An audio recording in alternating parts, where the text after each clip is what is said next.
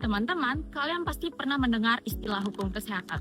Namun, kalian pernah berpikir nggak sih bagaimana awal mula hukum kesehatan, definisinya, lingkup, tujuan, dan bagaimana penerapannya dalam dunia nyata?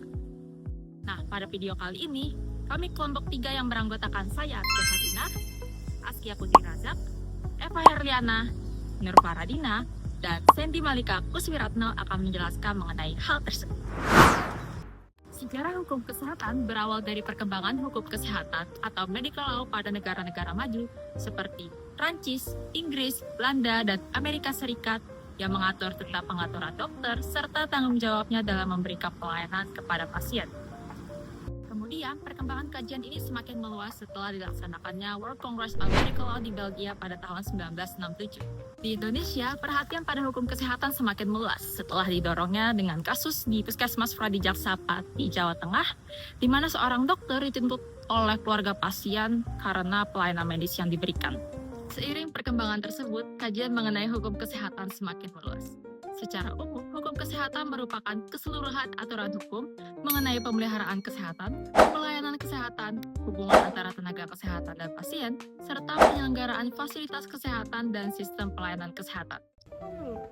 Membahas tentang tujuan dan ruang lingkup dari hukum kesehatan, kira-kira kenapa ya aturan ini menjadi penting? Dan sebenarnya apa saja sih yang diatur di dalamnya? Yang pertama ada kepastian hukum, supaya ada garis yang lebih jelas antara hak dan kewajiban. Pasien jadi tahu apa yang berhak dia terima, dan tenaga medis juga tahu apa yang menjadi tanggung jawabnya. Yang kedua, perlindungan. Hukum menjadi perisai bagi kedua belah pihak, melindungi pasien dari malpraktik dan kelalaian, serta melindungi tenaga medis, tenaga kesehatan, dan lainnya secara hukum selama mereka masih bekerja sesuai dengan standar profesi. Dan yang ketiga adalah ketertiban serta peningkatan mutu. Dengan adanya aturan, pelayanan kesehatan menjadi lebih terorganisir. Ujung-ujungnya, tujuannya adalah agar derajat kesehatan masyarakat kita semakin meningkat karena adanya standar yang baku. Selanjutnya, seberapa luas sih cakupan atau ruang lingkup dari hukum kesehatan? Ternyata, ruang lingkup hukum kesehatan sangat luas, tidak hanya soal dokter dan pasien. Cakupan dari ruang lingkup hukum kesehatan yang pertama adalah hukum profesi. Ini mengatur tentang standar profesional kedokteran, kebidanan, dan lain sebagainya. Kemudian, hukum perumasakitan. Ini mengatur tentang tata kelola rumah sakit serta standar fasilitas kesehatan. Lalu, hukum farmasi dan alat kesehatan. Ini mengatur tentang regulasi obat-obatan serta keamanan alat medis. Selanjutnya, tentang kesehatan masyarakat. Di dalamnya mengatur tentang wabah, sanitasi lingkungan, serta gizi masyarakat.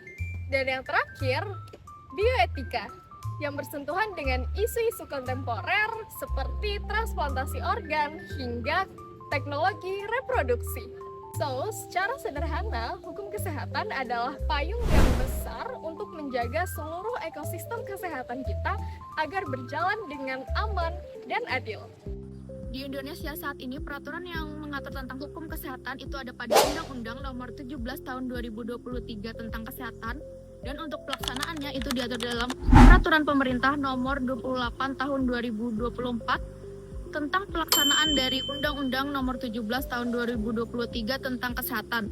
Nah, tercetusnya hukum kesehatan ini berlandaskan pada landasan konstitusional Indonesia, yaitu Undang-Undang Dasar 1945 pada pasal 28H ayat 1 dan pasal 34 ayat 3. Saya akan memberikan satu contoh kasus terkait hukum kesehatan, yaitu mengenai kematian bintang pop dunia. Kasus ini berkaitan dengan kematian bintang pop dunia Michael Jackson yang terjadi pada tanggal 25 Juni tahun 2019 di Los Angeles, Amerika Serikat. Kasus ini menjadi kasus hukum karena diduga terjadi akibat kelalaian medis oleh dokter pribadinya, Dr. Conrad Murray. Kronologinya dimulai saat Michael Jackson sedang mempersiapkan konser comeback-nya yang berjudul This Is It. Pada saat itu, ia mengalami kesulitan tidur atau insomnia. Dan pada saat itu, dokter pribadinya, Dr. Conrad Murray, memberikannya obat propofol. Obat ini merupakan obat anestesi yang biasa digunakan dalam prosedur operasi di rumah sakit dan juga harus diberikan dalam pengawasan yang cukup ketat. Pada hari kematiannya, Dr. Conrad Murray kembali memberikan obat propofol kepada Michael Jackson. Setelah obat diberikan, Michael Jackson tidak sadarkan diri dan mengalami henti jantung. Pada saat itu, Dr. Conrad Murray berusaha untuk memberikan pertolongan, tetapi tidak segera memanggil bantuan medis darurat. Pada saat tim medis datang, Michael Jackson sayangnya sudah tidak sadarkan diri dan kehilangan nyawanya. Hasil otopsi menunjukkan bahwa kematian Michael Jackson dikarenakan oleh keracunan obat propofol yang dikombinasikan dengan obat penenang lainnya. Dari hasil penyelidikan, ketahui bahwa pemberian obat tersebut tidak sesuai dengan prosedur medis yang ditentukan. Kasus ini menjadi salah satu contoh penting dalam hukum kesehatan mengenai tanggung jawab profesional tenaga medis dan pentingnya mematuhi standar keselamatan pasien.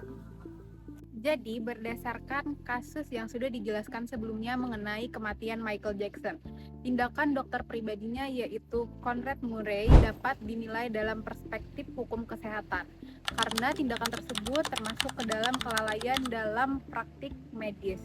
Nah, dalam kasus tersebut, Dr. Murray memberikan obat anestesi yang sangat kuat yaitu propofol di rumah pribadi pasien, bukan di fasilitas kesehatan yang memiliki peralatan medis yang lengkap.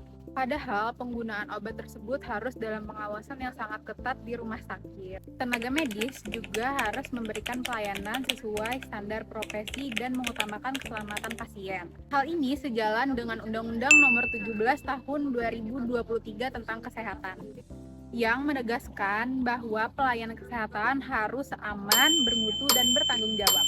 Oleh karena itu, dokter dapat dimintai pertanggungjawaban hukum. Bentuk tanggung jawab tersebut bisa berupa tanggung jawab pidana apabila kelalaiannya menyebabkan kematian pasien. Jadi, kasus ini menunjukkan bahwa tenaga medis memiliki tanggung jawab hukum dalam memberikan pelayanan kesehatan sesuai standar profesi dan prosedur agar keselamatan pasien tetap terjamin.